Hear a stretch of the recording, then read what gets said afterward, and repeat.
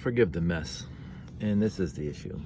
RCX remote copper track, zombified wire, but they're separate right now. To fix that, I just dug this out of my bin. Go.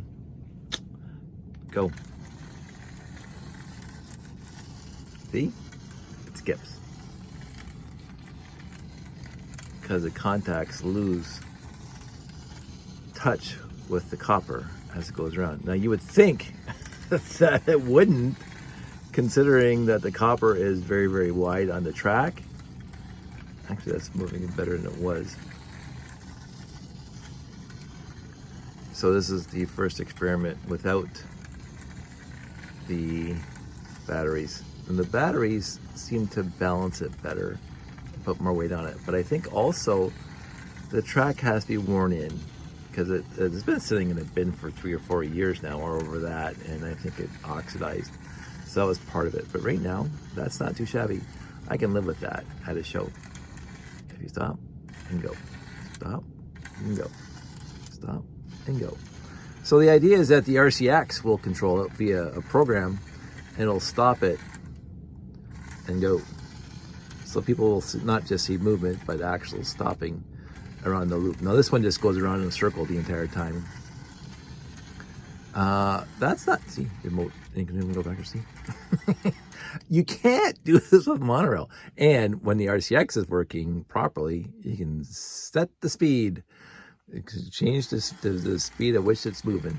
And so it can go slower. And if you put a train controller in here, I might do that. Nah, I'm gonna go to bed, it's late.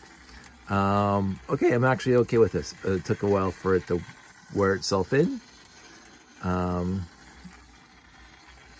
I may stop lights from flashing, because right now they're on flashing mode. See, they're on flashing mode. So if I turn it around, you won't notice this as much.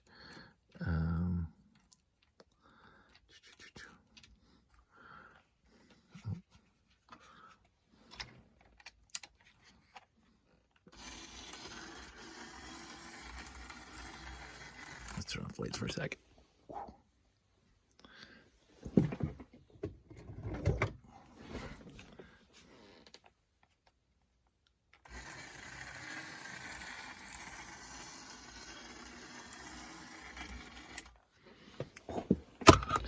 Plug that. Which one is that? That's that one. Okay.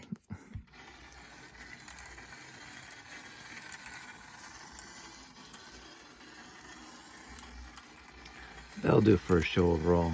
I am going to bring the battery box just in case, and swap out the back for the battery box if it gets really temperamental. But if it's doing this during a show and stopping every so often and going every so often, and I'll probably just program it to slow down so it doesn't stop abruptly, so it doesn't shake. Part of it is the shaking, and part of it is the fact that at every single seam there's these little ridges on the track. But for now, I am perfectly happy with that. So there you go.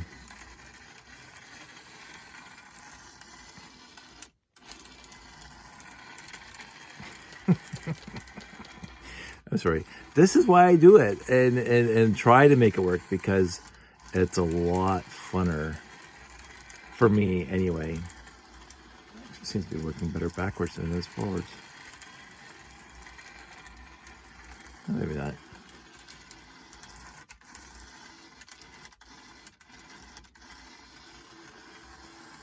I know this is archaic technology, but in the end it does work. And even if it's just controlled by the train controller instead of the RCX, that's perfectly acceptable. And the fact that this is one motor output from the RCX, so the RCX can control three